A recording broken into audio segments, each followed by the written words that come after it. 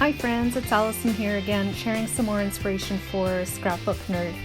Today I'm creating a 12 by 12 scrapbook layout that was created using my Cricut as well as Cocoa Vanilla, Daydream, and pattern papers from Simple Stories Crafty Girl.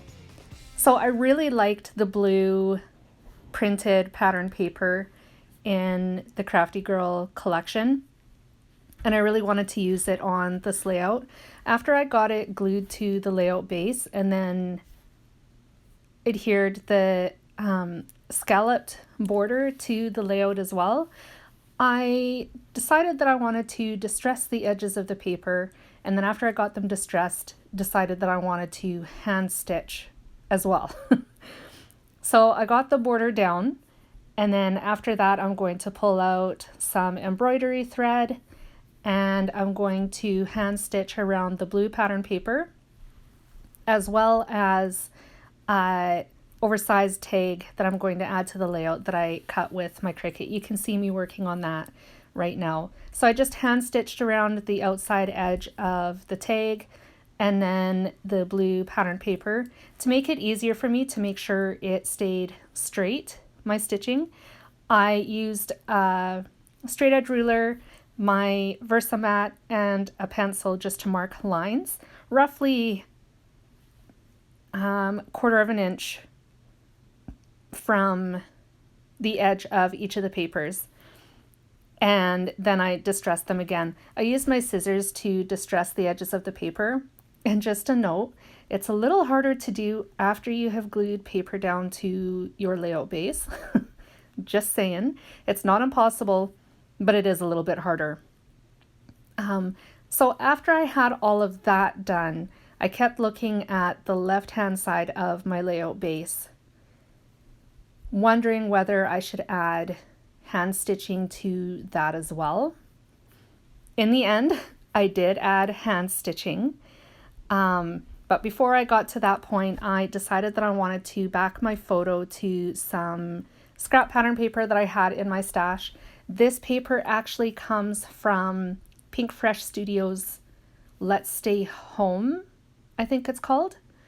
I liked the light striped pattern in the background, and I thought it would matte nicely the black and white photo that I'm using. The picture that I'm scrapbooking today is actually just documenting a story about making my kids' lunches for school and how I have such high intentions for myself to make lunches every night after supper while I'm cleaning up the kitchen and doing the dishes.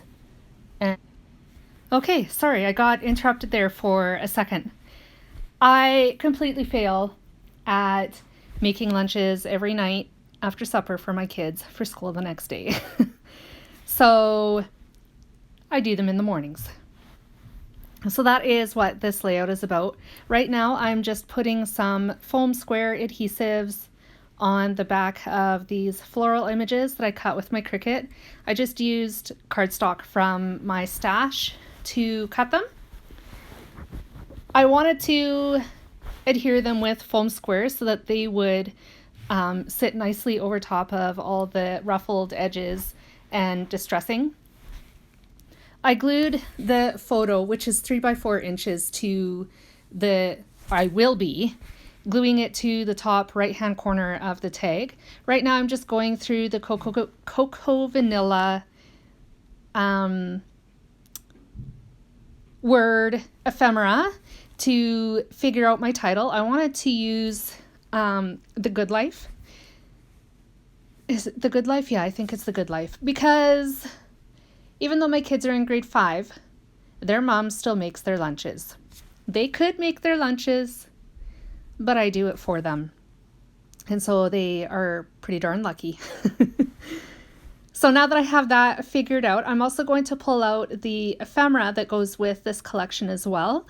And I'm going to figure out which images, or at least the ephemera, that I want to use to go behind the word that and fill up the rest of the tag. I settle on just a couple of the flowers from the ephemera pack. Seriously, this pack is just gorgeous. I wanted to use some of the 6x8 papers as well to create the scallop border in the background, but because I just wanted to keep it cut at 1 inch by 12 strip instead of 2, I just used cardstock from my stash instead of the pattern paper. But the pattern paper, the yellow one in the pack, would have looked dynamite too. So here I'm just figuring out what flowers from the ephemera pack I want to use. I keep coming back to this blue house while I'm creating as well. I really like it and want to use it sort of in the corner where I was holding it, but I wait until closer to the end of the layout before I actually commit to it because I just wasn't sure. I pulled out the big rainbow that was part of the ephemera pack as well and kind of toyed with that idea. You don't see that in the video. I do that off camera. But in the end, I stick with these flowers as they have them right now. I'm just going to use my tape runner to adhere them to the tag. And then the word "the" is going to be adhered on top of them. I'm just going to use my tape runner to glue them or glue that to the layout. And the flower on the far right hand of the layout, I'm going to keep there as well. I'm going to add a slightly larger blue flower than the one that I just put there.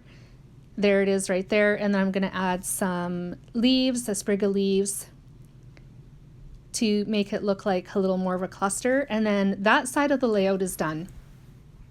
So before I committed to adding that house to the layout, I actually have sparrows that I cut with my Cricut as well. They're going to be added to the layout, but I wasn't entirely sure where I wanted them yet.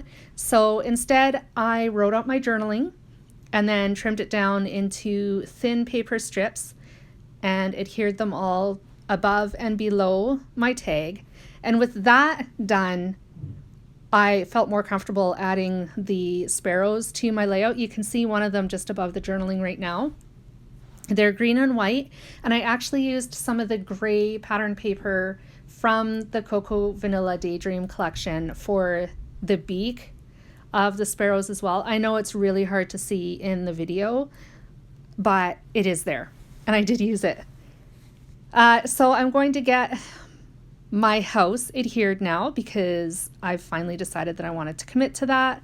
The birds were adhered with a combination of Tombow Mono liquid glue and foam squares as well, just for added dimension. And then I played around with these Tim Holtz phrase stickers for a while as well. I had one pulled out that said, "Keep moving forward." And then I pulled out another smaller one that said, "Do your best," I think. I left them in the left-hand corner by the floral cluster on the left-hand side of the tag, but I wasn't really happy with that. I didn't know if I liked it there. Originally, I had it on the right-hand side of the photo, but I felt like it was just too bulky. So in the end, I took them both off and then moved the "Do Your Best" sticker to the upper right-hand of the photo just to kind of fill up that corner there of just negative space, dead space. But I do that off camera. I decided at this point, after I got the twine adhered, that I wanted to ruffle up and distress the edges of the layout base as well. So I have done that. You can see that I've added the stitching around that side of the layout as well. And seriously, I'm so glad I decided to add more hand stitching to that side of the layout because honestly, I feel like it's complete now. And without it, it would have felt like something was missing. Here are the close-ups. I hope this layout inspired you. I hope you enjoyed it. And as always, make sure you head to the Scrapbook Nerd shop and check for your Cocoa Vanilla and Simple Stories products there. I will be back again soon with more creative inspiration for you. And if you enjoyed this video, make sure you give it a thumbs up and a like, and leave a comment and let me know that you're here as well. I will talk to you again soon. Bye guys.